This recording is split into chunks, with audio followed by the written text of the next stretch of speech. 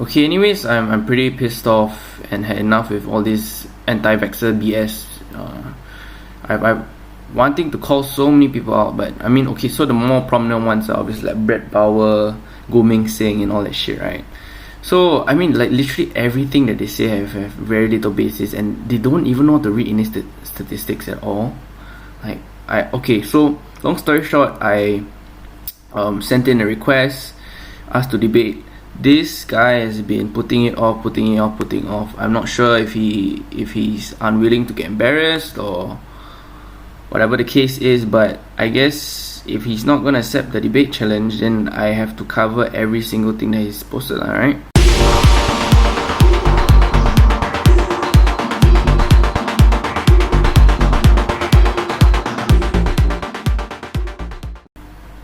So, okay, vaccine failures, Meng saying. An interesting comparison between Palestine and Israel. Israel is the first country which went into mass inoculation with Pfizer.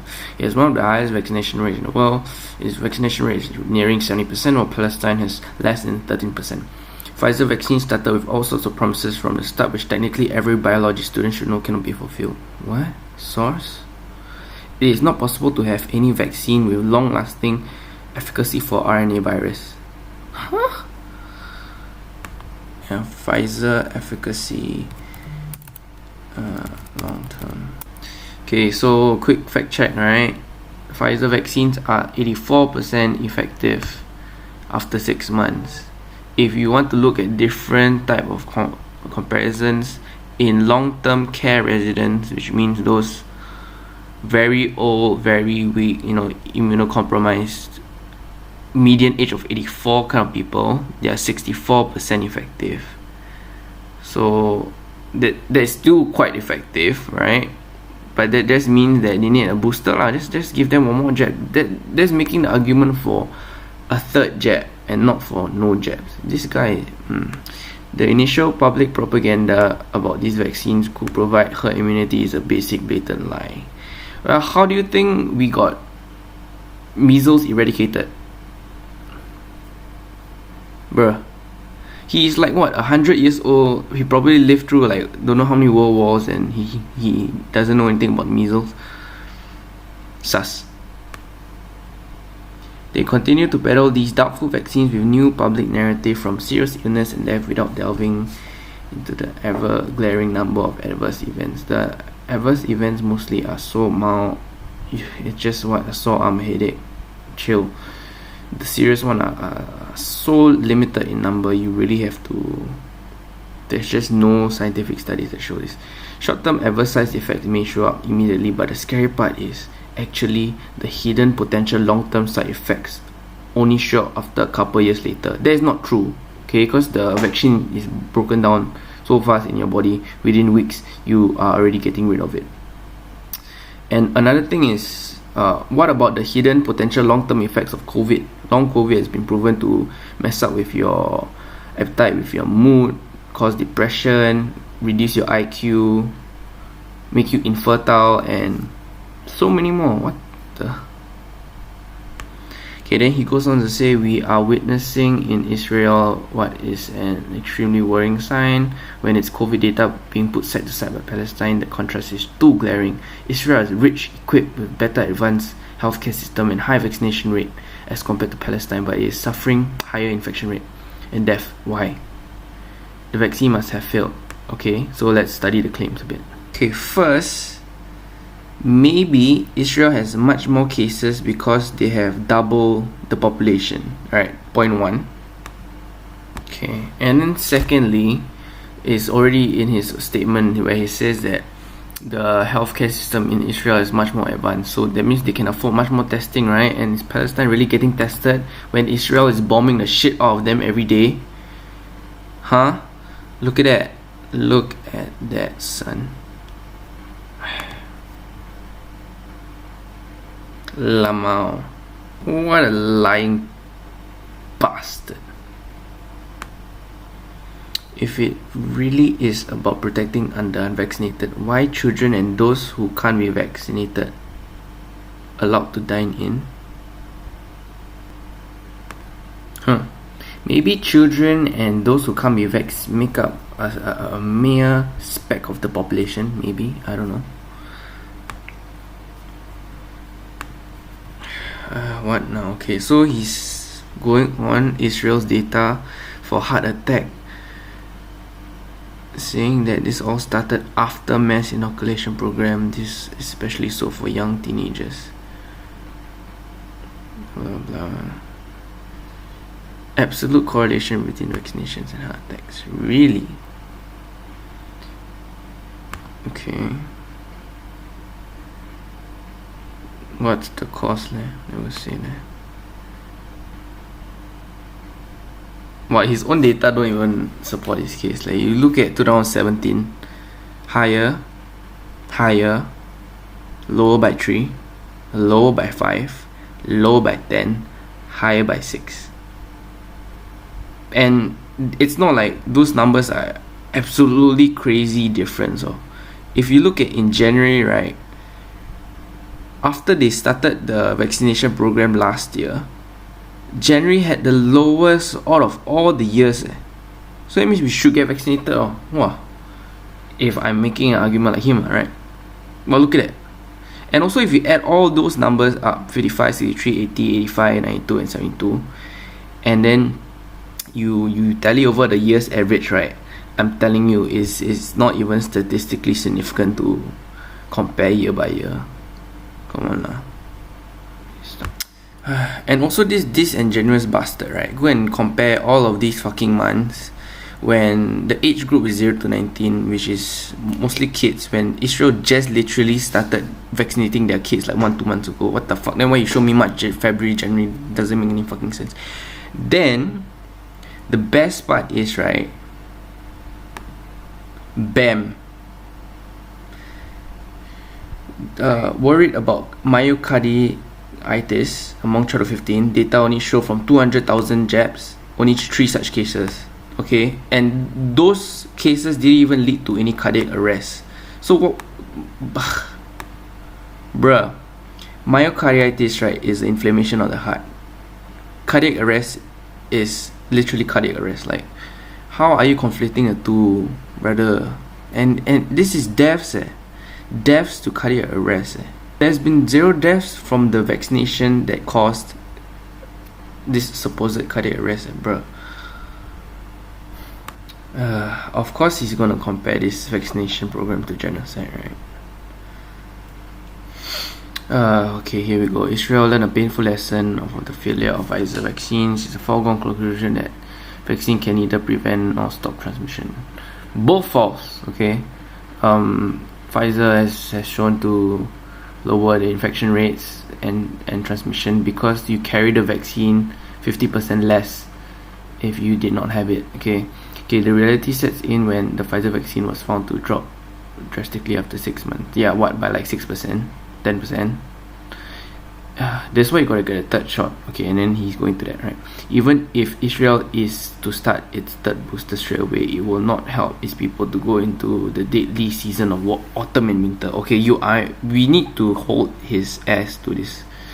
Okay, if the cases during autumn and winter, right, just basically by the end of 2021 doesn't go fucking crazy and they don't have like 10,000 cases a day or anything like that, then come on, we all gotta spam his ass.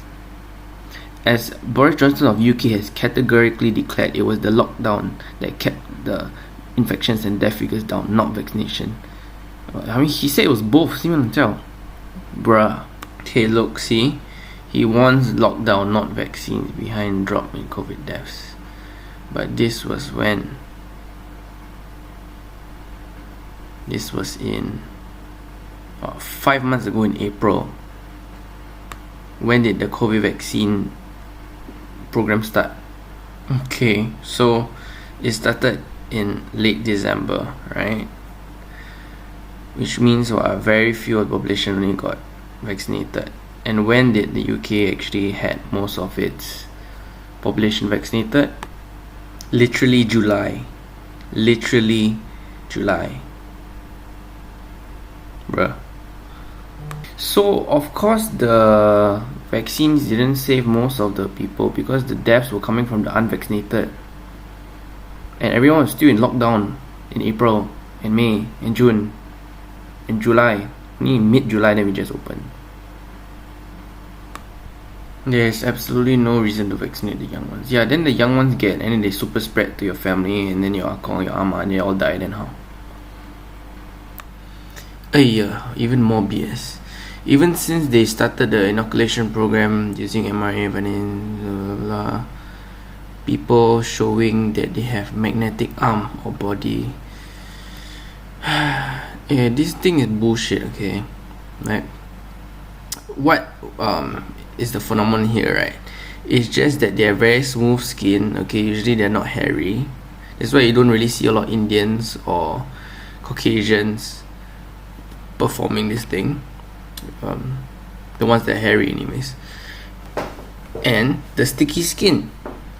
Obviously when it's sweaty, humid condition in Singapore, 30 odd degrees, you're gonna accumulate a lot of sweat and a lot of stickiness. So it'll just stick naturally.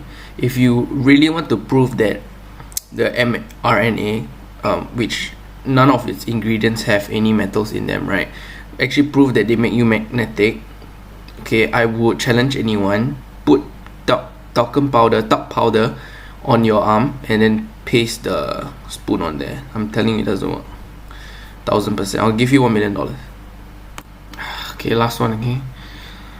This is a time series chart which shows the number of strokes occurring. Okay, where's the evidence that now this vaccine causes stroke?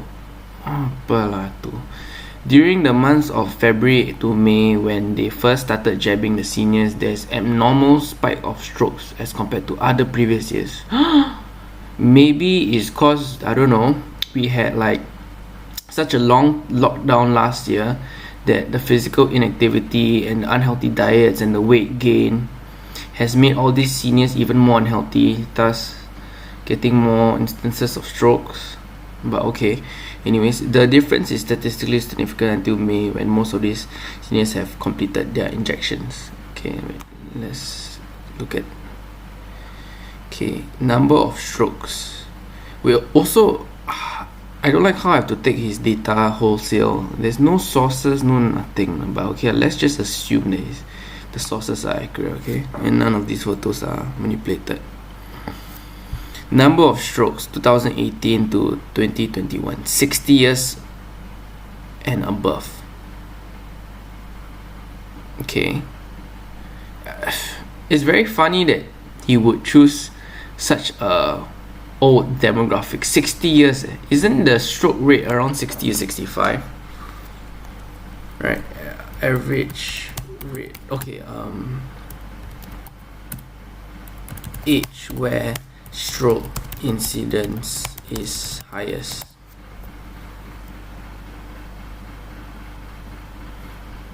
Wow, okay, look, the risk increases with age, the incidence doubling with each decade after the year of 45 and 70 and of 45 years old, and over 70% of all strokes occur above the age of 65.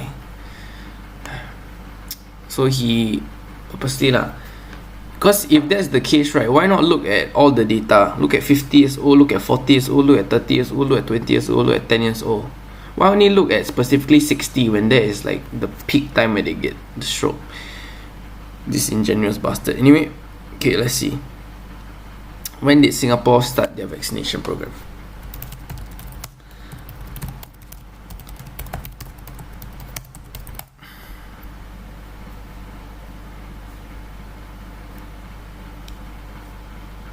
Okay, so just to make sure we get a fair timeline, right? 60 to 69-year-olds got their vaccination from March, whereas those 70 and above started on February itself. So Feb to March is the timestamp that we want to look at, right? So if you can see from Feb to March, wow, drastic drop leh. Drop Feb, March until April, May also drop. So what does this mean? This means the vaccine effective. Okay, then first they look at number of strokes in January. Okay, 700. Then in February it dropped And then if you look at the dates, right, they started vaccinating those 70 and above at the end of Feb. This means that as the vaccine takes about 2 weeks for it to be effective, we can count it to be March already lah, right? Because February 22nd, and then 2 weeks it will be around like March, the first week of March, which is high. So after they continue to jab the people, jab, drop So since we can take March as the starting point, drop. Does this mean the vaccine is helping to reduce the stroke rates? Bruh. Really contradicting his own arguments here. So, looks okay, right? Strokes didn't seem to have increased because of vaccines, but we lay out the numbers, what you see. Then he looks at the March data. So wait, are you telling me that from Feb 22nd when they started that one jab, right, they could have covered the whole entire population that was 70 years old and above within that 1 week? No, right? And then if that's the case, as the months go by, we've been jabbing our citizens more, right? That's why in I think in July or no, sorry, actually just only recently, so we started Feb 1, 2, 3, in about 4 to 5 months, a good 5 months lah, we can say, we've jabbed around 60 plus of our citizens already. Alright, I think now it's above 69%. 69.